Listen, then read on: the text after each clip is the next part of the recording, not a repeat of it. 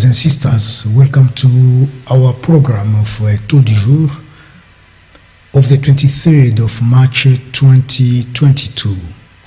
My name is Odon Bulamba. I'm the presenter of this program, and I'm going to talk to you today about a few issues around Africa, just to give you the headlines. We'll start with the first point, which is about the DRC, Congo. What are the opportunities for the Democratic Republic of Congo to conduct elections in 2023?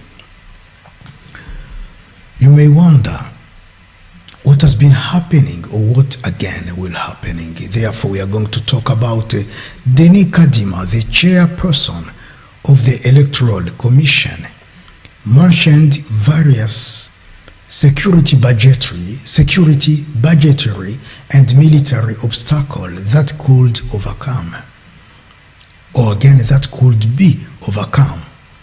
The National Assembly must establish the conditions for the future elections.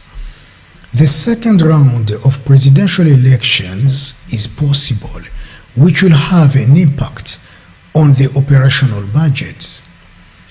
Members of Parliament from all political parties in the G33 have proposed an electoral bill that is expected to spark vigorous debate in the Assembly. Coalitions supporting Kabila and Tshisekedi are likely to fight in the House of Commons despite an unfavorable balance of power. The members of G13 express their hope. Therefore, according to Mwamba, all the potential parties have taken stand in this subject, and it's just a matter of evaluating and merging them all,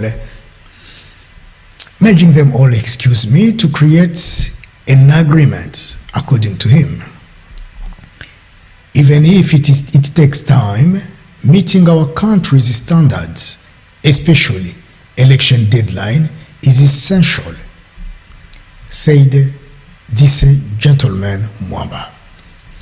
Can we immediately reform the electoral system if we don't have access to bail?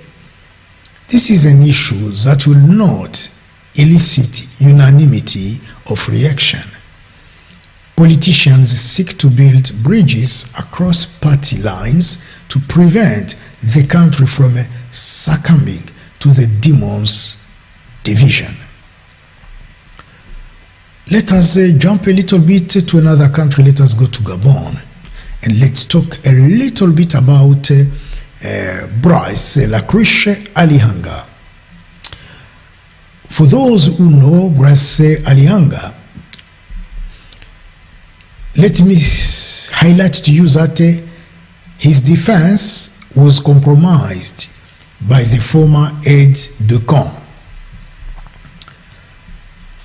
Ali Bongo Dimba's former chief of staff, who was sentenced to 5 years in prison on 29th of October 2021, had no intention of surrendering, but was seeking revenge. Accused of embezzlement and money laundering, Yohannes Congo, former aide-de-camp, spent his 9th month in prison. He appeared in court on March 18. It was during this session that he revealed the existence of a large clientelist organization working on behalf of Brice Lacruche Alihanga. Brice Lacruche Alihanga has waived his right to appeal the conviction of the Libreville Criminal Court of 5 years in prison and a fine of 5 million CFA franc imposed on October 29 for fraudulent seizure of an official document. He was convicted in 2012 of falsifying his birth certificate by claiming to be the biological son of Gabonese Louis Andrew Lacroix Alianga, a former advisor to Omar Bongo Ondimba. Suspected to have embezzled several billions of francs CFA with the help of 20 alleged accomplices, including his brothers Gregory and former presidential spokesperson or spokesman Ike Ngwoni, for the reasons of illness. Actually, Brice Lacroix Alianga has not yet appeared before the Special Criminal Court of the prison known as the Saint Famille of Libreville, where he was imprisoned in December 2019. Ioannis Congo's supporters depict him as an everyday lamp post and pray for his release.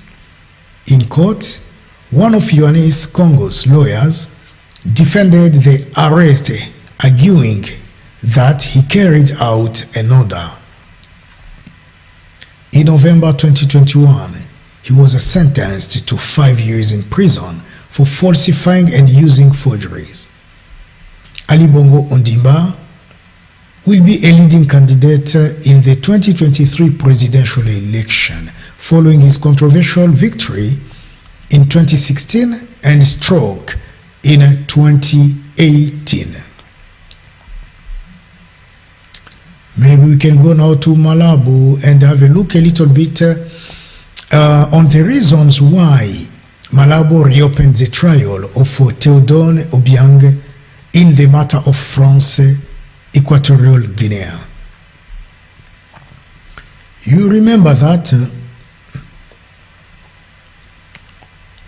Malabo spent several months trying to revive the battle with Paris over ill-gotten gains. It aims to cast doubt on the conviction of Vice President Teodoro Nguema Obiang Mange, which has not been verified by the Court of Cassation, which met in July 2021. On July 28, 2021, Teodoro Nguema Obiang Mange, the Vice President of Equatorial Guinea and son of the President Teodoro Obiang Nguema Mbasogo, lost his appeal to the French Court of Cassation. He had already been sentenced to 3 years in prison without the possibility of parole and fine of 30 million euros in the so-called ill-gotten gains case in October 2017. Then, on appeal in February 2020.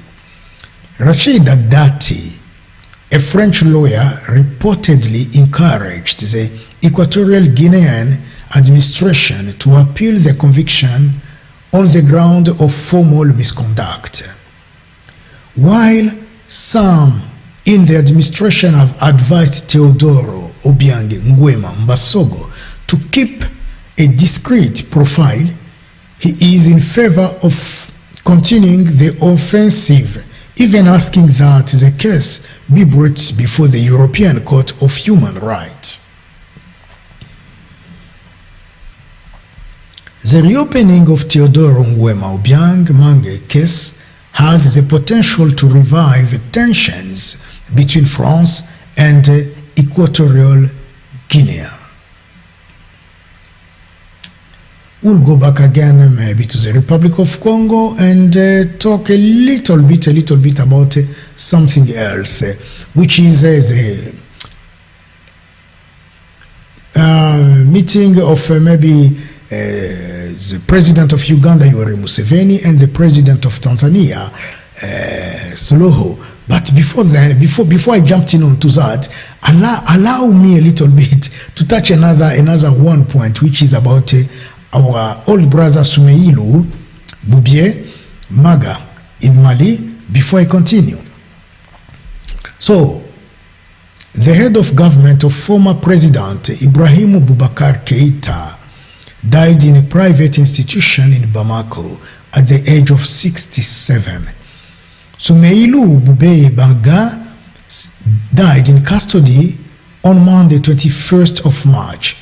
The former Prime Minister of Mali, he was the former Prime Minister of Mali between 2017 and 2019. He died not behind bars at the Capital Detention Center, where he had been held under a detention warrant since August 26, 2021, but at the Pasteur Clinic, a private facility to which he had been transferred on the 16th of December due to a deterioration in his health. This was the only concession offered by the transitional authorities to VIP prisoner accused of embezzlement of public property. Thus, after the August 2020 coup, all eyes were on him, as he was identified as a likely supporter of the young officers who had just impeached a president whose laziness he could not get tired of. According to a source, the man at the helm in Bamako surpassed the team he was close to on the wire. He was forced to resign as Prime Minister in April 2019 following the adoption of a motion of censure by the opposition and the majority condemning him for the 160 victims of the Ogosagu massacre and his manifest ambition to succeed IBK. He then witnessed the reappearance of two proceedings that he believed were closed. In 2014, Soumeylou Baboueye Maga was Minister of Defense. Moussa Mara and Boubou Cissé are two other possible candidates. Both are former IBK prime ministers and presidential candidates. So we'll go back now to the point. As I said, we have to talk a little bit about Congo again and see what has been happening there, and allow me to share this with you quickly as quick as I can, so in order to put maybe a full stop on this issue. So this is about, as I mentioned before, about Congo, Republic Democratic of Congo. Even without Magufuli, the President Museveni continued its military operation with Tanzania in Kivu. The President Yoweri Museveni, a year after the Tanzanian president's death, is stepping up security coordination in the Kivu region of the DRC, alongside John Magufuli's successor, Samia Suluhu. The two Ugandan officials were in Tanzania capital to discuss security cooperation between Uganda and Tanzania in the eastern region of the Democratic Republic of Congo.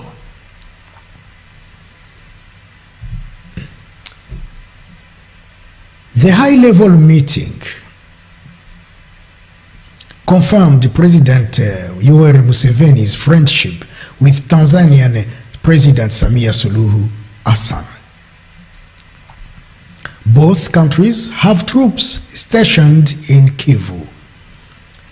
Last December, the United Nations Security Council called on all forces operating in the region to strengthen their operational collaboration networks. Deployment on November 30th, 2021, the Ugandan People Defense Forces, UPDF, and the Armed Forces of the DRC began conducting joint military operations against the Ugandan Islamist rebel group, the Allied Democratic Forces, or ADF. Therefore, the FBI played a key role in the fall of M23 rebel organizations in late 2013 and clashed on numerous occasions with the Democratic Forces for the Liberation of Rwanda, FDLR. Museveni has a long-standing relationship with Tanzania. So this is where I have to put a full stop on our today's meeting. Thank you very much for your attention and for watching our program. Actually, we are going to tell you that if this is your first time to visit us or to watch our program, do not hesitate to subscribe on our channel, Njo Leo channel, YouTube channel. Do not abstract yourself or stop yourself for not saying you loved our program. Do not also put a full stop for sharing our videos with friends and colleagues. Furthermore, as you may know or not, Njo Leo has got now a website for those who love so much to read. We have got some stuff here for you, information of Congo, of Africa, or different countries where you can read it in a few languages. Here I see in English, and the traduction, the translation is so quick, fast, and you can easily go and read it in any language you want among the languages which are above or on top here, including some languages from Nigeria and so on, Swahili and Spanish, Arabic and so on. So feel free to visit your website and read and get informed before anyone else. Once again, even those who know very well Chinese, they can also read and navigate it. Once again, thank you so much for choosing us. It was just I again, Odon Bulamba, who was bringing to you a little bit of taux du jour in order to brush up, to tell you what has been happening around Africa for today. Thank you for your attention. Thank you very much for your participation. And this will take me to the end of this program. And please keep giving to us a thumbs up and let us talk again next time. Thank you. May God bless Africa and see you in our next program. Thank you and goodbye for now.